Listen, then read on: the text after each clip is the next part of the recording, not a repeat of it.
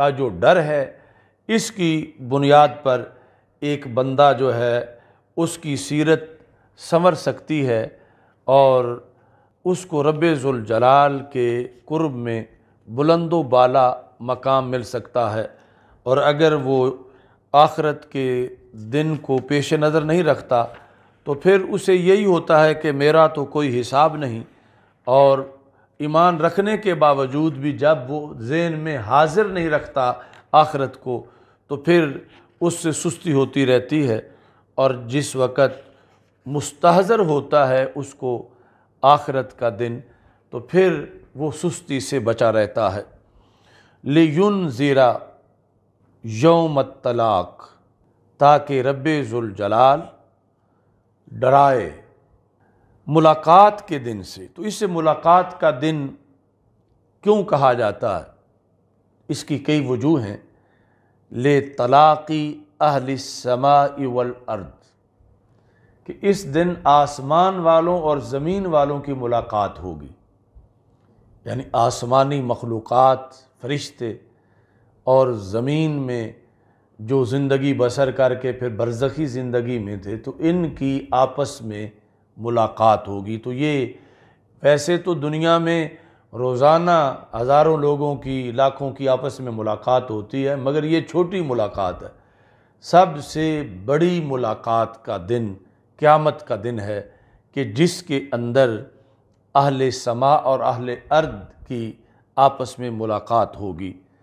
اور دوسری وجہ یہ ہے کہ جس دن میں عابد اور معبود کی آپس میں ملاقات ہوگی، یعنی بندے اللہ سے ملیں گے، رب ذوالجلال کا دیدار ہوگا۔ تو یہ پھر حقیقت میں ہے ملاقات کا دن کہ جس میں عابد اور معبود، بندے اور اللہ کی آپس میں ملاقات ہے۔ اور ایسے ہی اس دن ظالم اور مظلوم کی آپس میں ملاقات ہوگی، یعنی کتنے لوگ ایسے ہیں جو مظلوم ہیں اور دنیا میں ان کو پتہ ہی نہیں کہ ان پہ ظلم کس نے کیا، کس نے فائر کیا، کس نے حملہ کیا، کس نے ان کے خلاف سازش کی، کس نے ان کا مال لوٹا، چوری کی۔ تو ظالم بہت کم پتہ ہوتا ہے۔ تو قیامت کے دن یہ پردے ہٹیں گے اور ظالم اور مظلوم کی آپس میں ملاقات ہوگی، یعنی مظلوم کو یہ کنٹرول دے گا کہ وہ ظالم سے اپنا حق مانگے، اور اللہ جو ہے وہ حق لے کر دے گا ظالم سے مظلوم کو۔ یعنی اس دن یہ ہوگا کہ مظلوم بندہ یہ نہیں چاہے گا کہ یا اللہ اس کو اتنی سزا دے، یعنی مظلوم یہ چاہے گا کہ یا اللہ اس کی نیکیاں مجھے دے دے میری، تاکہ نیکیاں زیادہ ہو جائیں۔ یا پھر وہ کہے گا کہ جب اس کی نیکیاں ہیں ہی نہیں یا دیتے دیتے ختم ہو گئی ہیں تو یہ کہے گا یا اللہ میرے جو گناہ ہیں یہ اس کے پلڑے میں ڈال دے۔ تو اس طرح کر کے یعنی وہ نظام قیامت کے دن چلے گا۔ تو اس کو یوم طلاق کہتے ہیں کہ جس دن کے اندر ملاقات ہوگی۔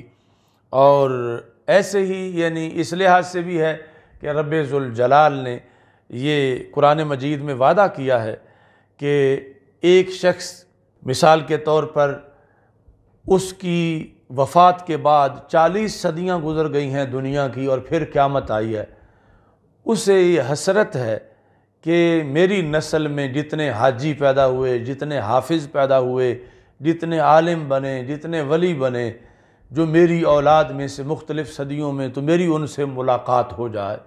تو خالق کائنات نے قرآن مجید میں وعدہ کیا ہے کہ اللہ ان کی آپس میں ملاقات کروائے گا، یعنی بشرطے کہ وہ نیک ہیں تو ملاقات ہوگی۔ ایسے ہی جو پہلی صدیوں کے صالحین کے ساتھ محبت کرتا ہے، اگرچہ اس نے زمانہ ان کا نہیں پایا، تو رب ذوالجلال ان کی آپس میں ملاقات کروائے گا۔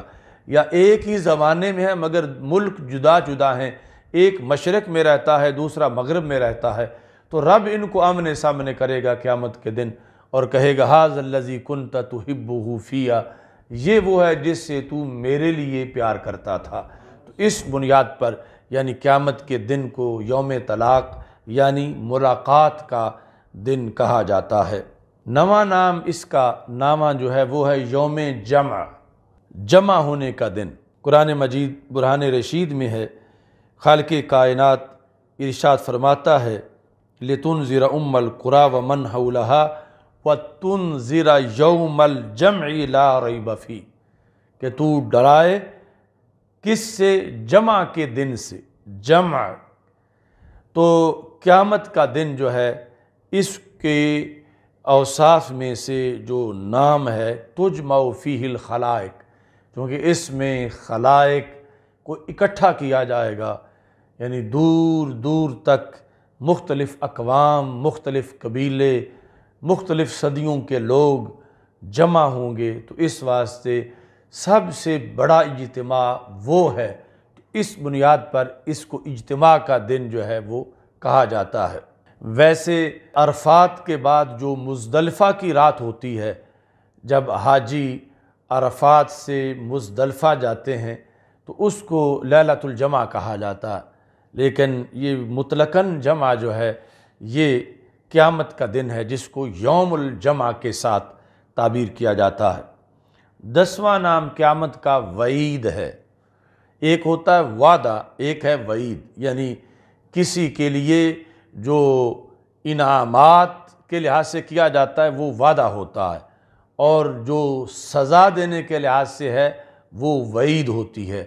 تو قیامت کا دن جو ہے یہ یوم وعید ہے، کیونکہ اس میں کفار کے لیے وعید ہے عذاب کی، یا جو فاسق و فاجر ہیں ان کے لیے وعید ہے۔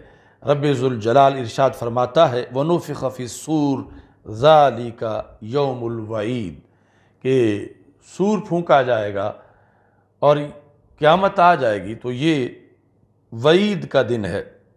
11واں نام قیامت کا واقعہ ہے۔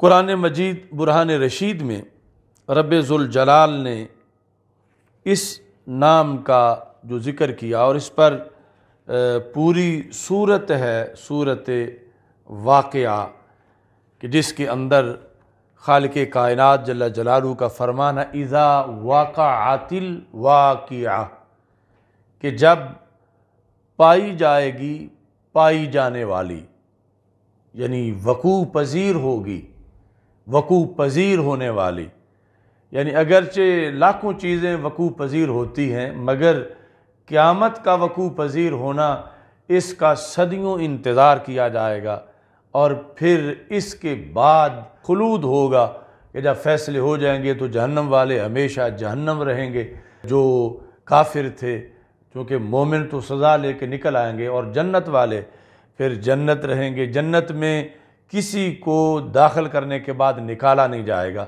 اور جہنم سے جو مسلمان ہیں سزا لے کر وہ نکل جائیں گے، اور کافر نکل نہیں سکیں گے۔ تو اس بنیاد پر یعنی یہ جو دن ہے وقوع پذیر ہونے کا، یہ خصوصی دن ہے اذا وقعت الواقعہ۔ اور یہاں پر اللہ تعالیٰ فرماتا لیس لوقعتها کاذبہ، اس کو جھٹلانے والی کوئی جان نہیں ہے۔ کاذبہ مؤنث کا صیغہ ہے، نفس جو ہے وہ موصوف ہے جو کہ محذوف ہے، یعنی دنیا میں تو آج کئی جھٹلانے والے ہیں جو مانتے ہی نہیں قیامت کو، کافر۔ اس دن یعنی اس طرح اس کا وقوع پذیر ہو جائے گی کہ کوئی انکار نہیں کر سکے گا۔ یہ یعنی وجہ بھی خاص بیان کر دی گئی اس کے واقعہ ہونے کی، کہ کچھ چیزیں واقعہ ہو جاتی ہیں، لوگ کہتے ہیں نہیں کوئی نہیں ہوئی، تو اس دن قیامت کے دن کوئی جان بھی اس کے وقوع پذیر ہونے کے بارے میں انکار نہیں کر سکے گی، اور کوئی اس کے لحاظ سے جھوٹ نہیں بول سکے گا۔ جس طرح کہ دنیا میں تو کئی جھوٹ بول رہے ہیں، کہتے ہیں قیامت کوئی چیز نہیں، لیکن اس دن کسی کو یہ مجال نہیں ہوگی کہ وہ اس کے وقوع کا انکار کرے۔ یہاں پر خالق کائنات جل جلالہ نے ساتھ ہی فرمایا خافضۃ الرافعہ، تو یہ خافضہ بھی یعنی قیامت کا نام ہو سکتا ہے، رافعہ بھی قیامت کا نام ہو سکتا ہے۔ خافضہ جس کا مطلب ہے جھکانے والی، نیچے کرنے والی، اور رافعہ ہے اونچا کرنے والی، بلند کرنے والی۔ یعنی اس دن کے اندر کچھ قومیں نیچے ہو جائیں گی اور کچھ اوپر ہو جائیں گی، یعنی کچھ جو جہنم کے لیے ہیں وہ ذلیل و رسوا ہو کر بہت پستی میں چلی جائیں گی، اور جنہیں جنت ملے گی انہیں عروج ملے گا، انہیں رفعت ملے گی۔ تو قیامت بلندی دینے والی بھی ہے اور پستی دینے والی بھی ہے، حق پرستوں کو بلندی دینے والی ہے اور باطل والوں کو پستی دینے والی ہے۔ اس لیے یعنی اس کو رافعہ بھی کہا جاتا ہے اور خافضہ بھی کہا جاتا ہے۔ یہ نام ہم نے 27 ناموں میں مستقل شمار نہیں کیے، لیکن اس طرح کے جو الفاظ ہیں وہ مستقل نام کے طور پر بھی انہیں شمار کیا جا سکتا ہے۔ ایسے ہی قرآن مجید برہان رشید کے اندر جو اسماء ہیں ان میں سے 12واں نام جو ہے وہ ہے تغابن۔ تغابن ہے محرومی کا احساس۔ دنیا کے اندر کتنے لوگ ہیں یعنی جن کا نتیجہ جہنم ہے، جن کی آخرت ذلت و رسوائی ہے، لیکن انہیں احساس نہیں کہ ہم محروم ہیں۔ وہ سمجھتے ہیں کہ ہم تو بڑے کامیاب ہیں، ہمارے تو خزانے بھرے ہوئے ہیں، یا کچھ لوگ جو آخرت پر تو یقین رکھتے ہیں لیکن وہ سمجھ رہے ہیں کہ ہماری بڑی نیکیاں ہیں، حالانکہ ان کے اعتقاد میں کوئی ایسی خرابی ہے کہ کوئی بھی نیکی ان کی نہیں ہے۔ تو اس بنیاد پر جب ہر کسی کو جسے بھی محرومی ہے اور جس درجے کی بھی محرومی ہے، جس دن ایسی محرومی کا احساس ہوگا اس دن کو قیامت کے دن کے ساتھ تعبیر کیا جاتا ہے۔